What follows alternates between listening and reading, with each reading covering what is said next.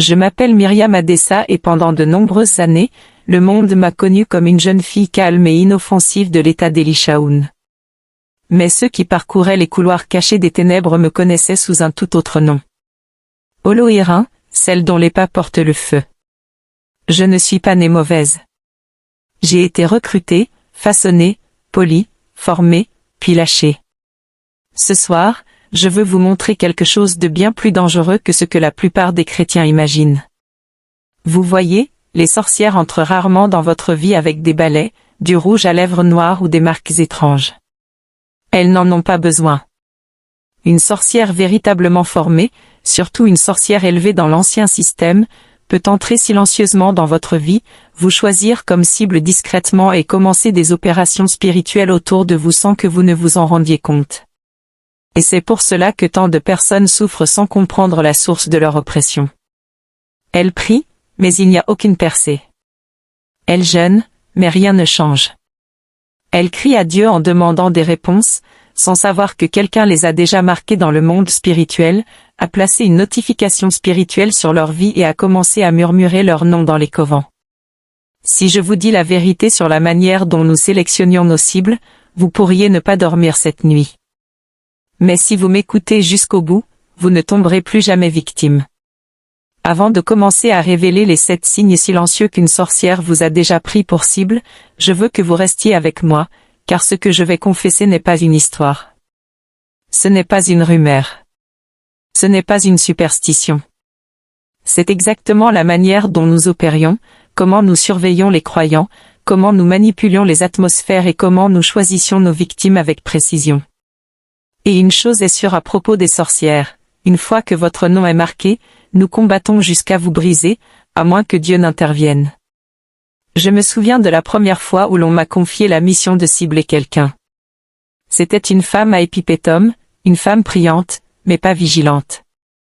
Et c'est ce que je veux vous avertir aujourd'hui. Vous pouvez être priante et rester vulnérable si vous ne discernez pas les signes à temps. Chaque attaque commence par un signe.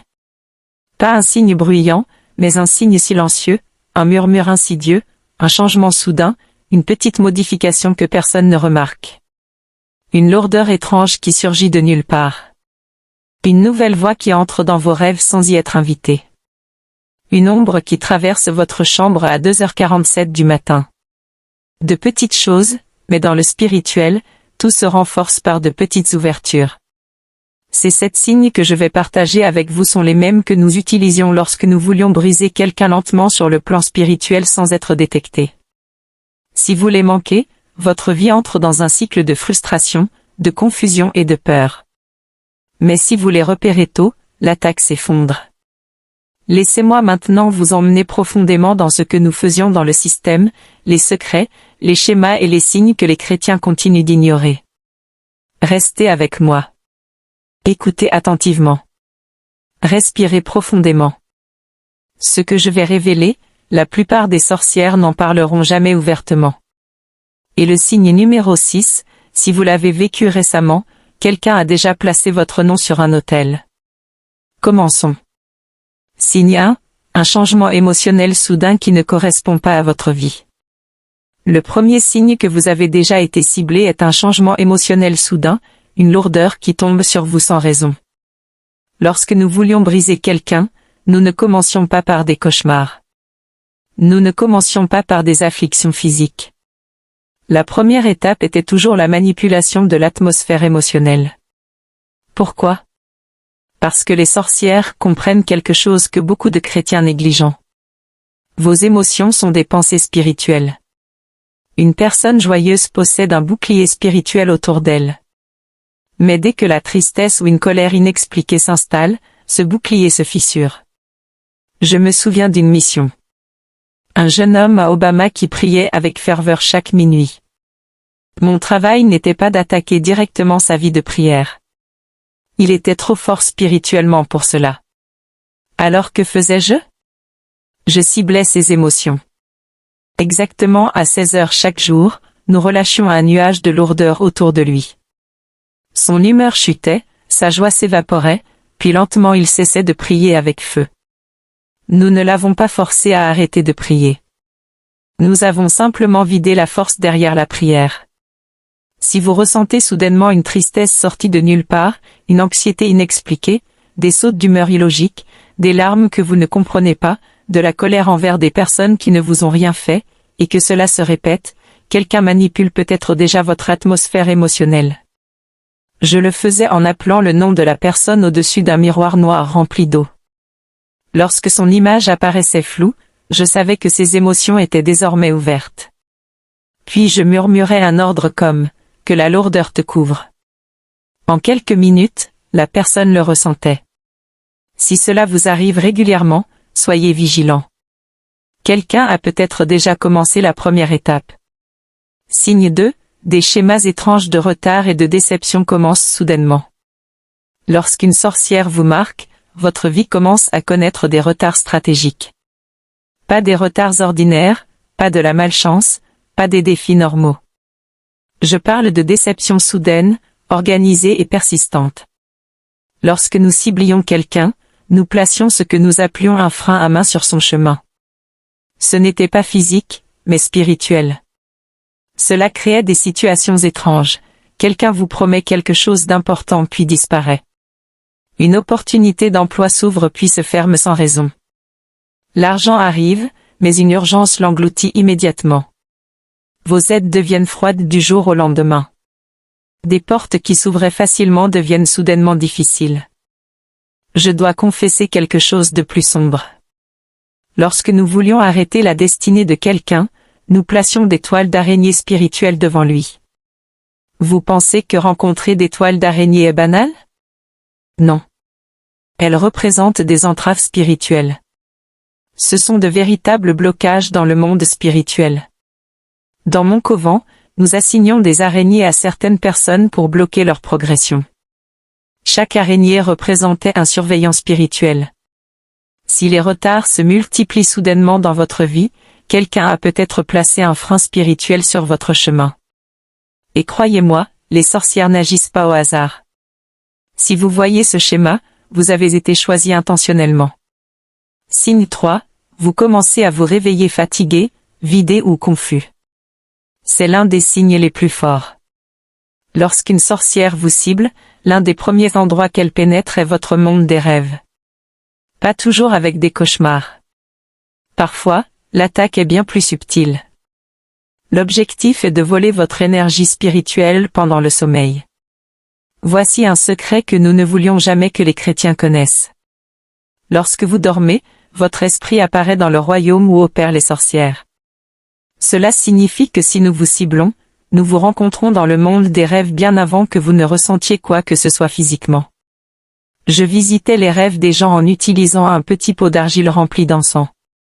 Une fois que la fumée se connectait à l'atmosphère spirituelle de la personne, elle devenait accessible. Si chaque matin vous vous réveillez plus fatigué qu'au moment de vous coucher, si vos rêves semblent dispersés ou volés, si vous oubliez immédiatement tous vos rêves, si vous vous sentez vidé sans explication, comme si quelqu'un vous avait pressé pendant la nuit, alors quelqu'un se nourrit de votre force spirituelle. Soyons clairs. Se réveiller fatigué signifie que quelqu'un vous a combattu pendant votre sommeil. Les chrétiens ignorent gravement ce signe, mais pour les sorcières, c'est l'un des indicateurs les plus évidents qu'une attaque a déjà commencé. Signe 4, les personnes autour de vous commencent à agir étrangement sans raison. Ce signe choque beaucoup de gens. Lorsqu'une sorcière vous cible, elle vous attaque rarement directement. Elle influence plutôt votre environnement. Elle murmure la confusion dans la maison des personnes autour de vous. Soudain, quelqu'un qui vous aimait devient hostile. Les gens comprennent mal tout ce que vous dites. Des amitiés se brisent sans raison. Des disputes étranges apparaissent. Les gens commencent à vous éviter. Quelqu'un se met soudainement à répandre des rumeurs sur vous. Pourquoi faisons-nous cela? Parce que l'isolement affaiblit la projection spirituelle. Je me souviens d'une mission concernant une jeune femme fortement protégée spirituellement. Sa famille priait constamment pour elle. Au lieu de l'attaquer directement, nous avons rattaqué ses relations. En 3 mois, 3 amis proches l'ont quittée. Son fiancé a rompu les fiançailles. Son mentor a cessé de répondre à ses appels. Sa mère a commencé à avoir des accès de colère étranges envers elle. Elle s'est retrouvée émotionnellement seule, et c'est à ce moment-là que nous avons frappé. Si tout le monde autour de vous commence à agir étrangement en même temps, surtout sans raison, quelqu'un manipule votre atmosphère. Cela s'appelle briser la haie communautaire. Une fois cette haie brisée, l'attaque devient plus facile.